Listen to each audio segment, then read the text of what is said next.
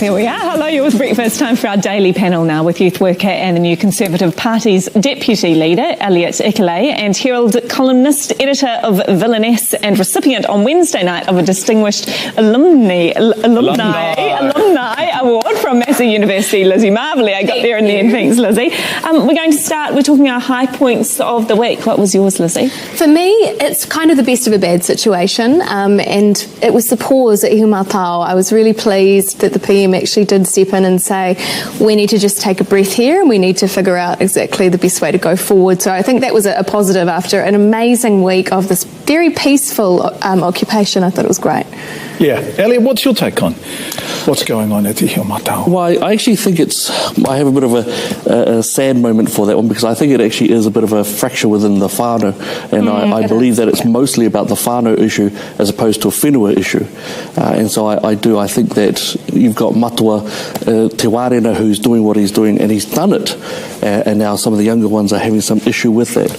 And so for myself, I think it's just very sad, and I think it's really good if the whānau do get together. And I come from old school, so I believe in familial obedience. I think that they should be listening a bit more to the majority of the mana whenua who mandated Matua Te Wārena for it. Mana whenua is an interesting term, though, isn't it? I mean, who gets to claim that? You know, and this is the thing, isn't it, that we're looking back at the history of this land and the history of the nation, and who has had the power to make the determination. Yeah, and it's not just rangatahi who are actually on the opposite side of this protest. It's actually queer and kaumātua.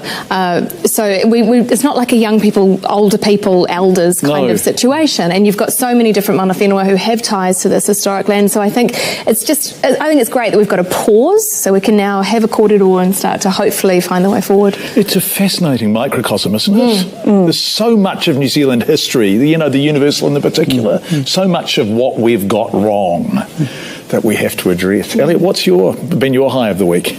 My high would actually be the Oranga Tamariki protests, and the reason why is not so much the protesting of Tamariki being uplifted by Oranga Tamariki, because actually it's Tamariki being uplifted, not Māori Tamariki, but more that a conversation has now been started. And I think it's an important conversation because many of us on the field know exactly the fracture and this burgeoning under the carpet bulge that has occurred over the years. We know so many of the issues that are happening, and they are not taking Māoris. It's not institutional racism or anything nonsensical like that, but it does bring up a great conversation about let's look at what's actually happening, and we need to listen to those who are on the front line as to what's going on. It's been a real highlight of how we deal with things like that, isn't it? And I think that I hear people in our neighbourhood and things, so I would think, sometimes I'm not sure if you'd be aware of that kind of thing, but everyone is definitely talking about it. Yep. Absolutely. How do we get this right, Lizzie? How do we protect children and defer to, no, that's not the right word, but acknowledge the impacts of colonisation, but simultaneously enable the social workers who are trying their hardest to do their job. And look, I've done stories when they've got it wrong, and we've said, why have you not removed these children, this child from this family? And then we've all done stories where it's gone the other way. Exactly. Yeah. So, boy, this is a hell of a balancing act, isn't it? It's so difficult, and we've had review after review of, child, youth and family, young persons, SIFs, everything that they've been over the last 20 years.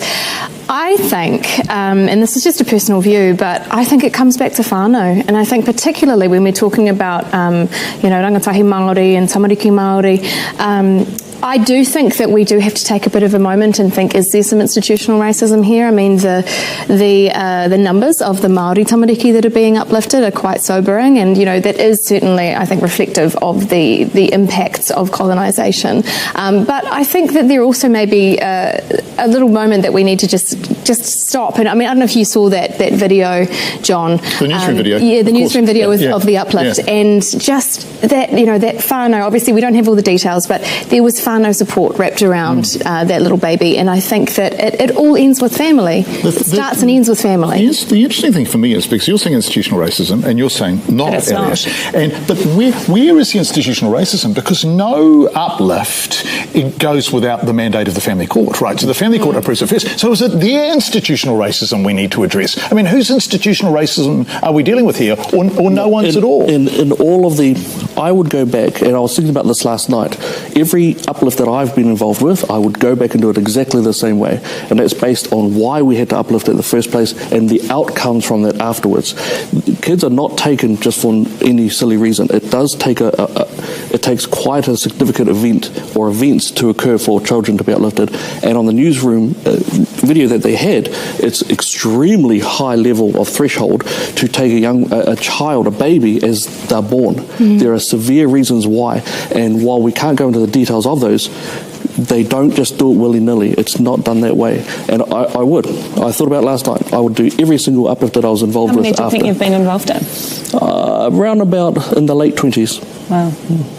That's hard. Whoa. But to go back to your question, John, about the courts, I think, throughout our systems, we just need to be aware that there is a history of, unfair precedents, and we have inherited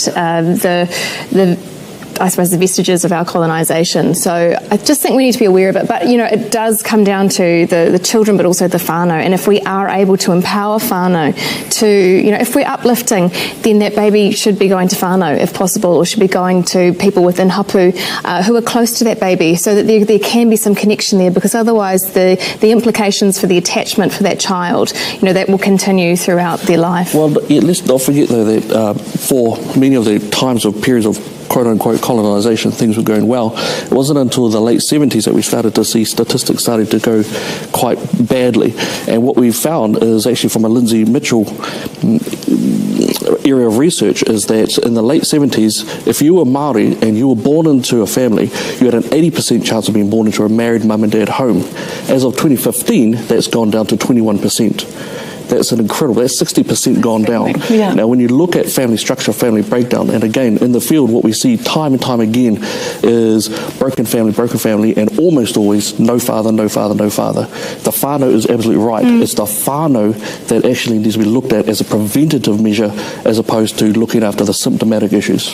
Yeah, but I would actually just quickly jump in there and say that everything wasn't hunky-dory for Māori until the 70s. We've had massive discrimination and hardship for Māori from colonisation. Millions of acres of lost land and absolutely, all of that kind of stuff. Yeah. And also I would say that the whānau isn't just mum, dad and the kids. It might be mum, auntie, uncle, queer. It's our understanding of whānau is not just in the nuclear realm, and really what's most important for children, and my understanding, my background is in psychology, is that there is an attachment with a caregiver figure who they can always depend on, and that they know that whānau around them are there. So I think trying to put everything into a married mum and dad kind of context, it's not necessarily the answer. Best place for a child to be brought up.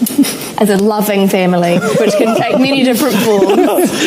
Thank you both for coming in, Lizzie, Elliot Ikilei and Lizzie Marvelly.